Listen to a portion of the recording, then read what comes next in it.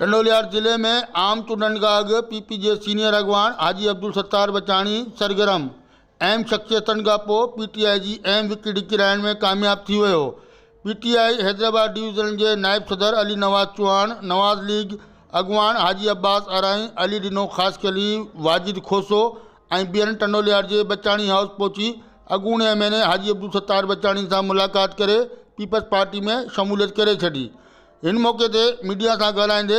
साबिक़ Hyderabad divisional के सदर अॻूणे महीने हाजी अब्दुल सत्तार बचाणी चयो ते डॉक्टर अली नवाज़ चौहान साहब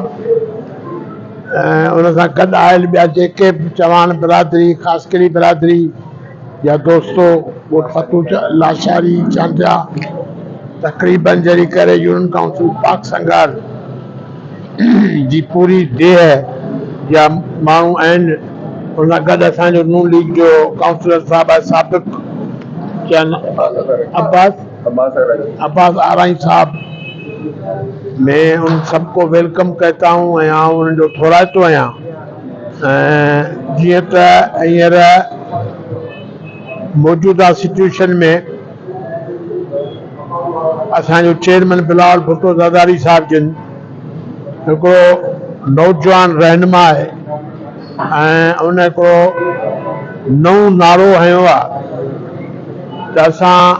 यूथ की क़यादत के अॻियां खणी इन मुल्क के संभाली। इन मौके ते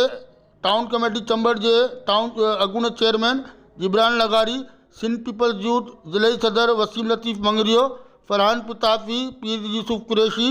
जाफ़र खान जलबानी, रहीम बलोच, ख़ालिद कैम खानी, जलील बलोच, आसिफ बलोच, याकूब काके पोटा ऐं ॿिया केतिरा कारकुन मौजूद हुआ। राजा साजिद खानज़ादा, इबरत न्यूज़, टंडोलियार।